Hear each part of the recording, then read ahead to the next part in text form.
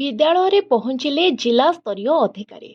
विद्यालयर चारिकांथ भितरे सीमित न रही शिक्षा व्यवस्थार वास्तव स्थिति को अनुधान करने सह छात्र छात्री निकटरे पहुंचवा लक्ष्य कंधमाल जिले में आरंभ होइछि अभिनव पदक्षेप टीच कंधमाल।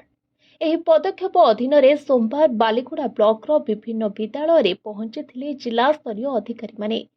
जिलार प्रत्येक विद्यालय और शिशुଙ୍କ निकटरे पहुंची शिक्षादानर विभिन्न दिग अनुधान करने, समस्या चिन्हट करने एवं छात्र छात्री और विद्यालय सह जड़ित हिताधिकारी आवश्यक सहयोग और मार्गदर्शन देवा एही पदक्षेपर मुख्य लक्ष्य।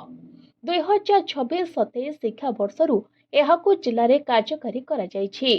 एही क्रमरे अधिकारी माने निज निजकू आवंटित विद्यालय परिदर्शन करी विद्यालयर प्रातः समावेश, शिक्षादान और शिक्षण प्रक्रिया, मध्याह्न भोजन प्रस्तुति, विद्यालय परिसर स्वच्छता, विशेषकर शौचालयर परिच्छन्नता, शिक्षक और छात्र छात्री उपस्थान आदि जांच करथिले।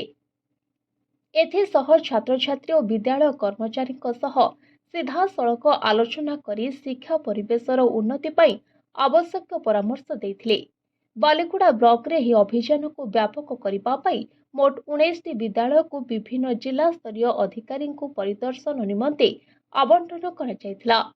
तालिकार जिलापाल और मजिस्ट्रेट वेदभूषण, आरक्षी अधीक्षक रामेन्द्र प्रसाद, प्रशिक्षणरत IAS Jas Kiran Singh, DFO Ghanshyam Mahanta, CDO cum EO Shambhunath Nandi, उपजिलापाल Pranita Das, PD DODA Praveen Kumar Banua, DO Rajesh Kumar Swain, PA ITDA Kripa Sindhu Behera समेत विभिन्न विभागर अधिकारी सामिल थे।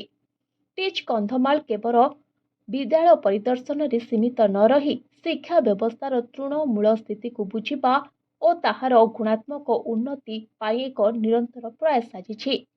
प्रति जन अभियोग शुणाणी दिन पूर्व संपृक्त अधिकारी माने विद्यालय परिदर्शन करिवे एवं परिदर्शनर संक्षिप्त रिपोर्ट दाखल करिवे।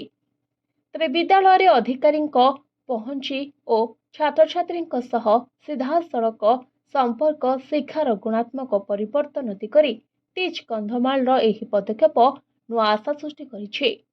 Bureau report, voice of Odisha live.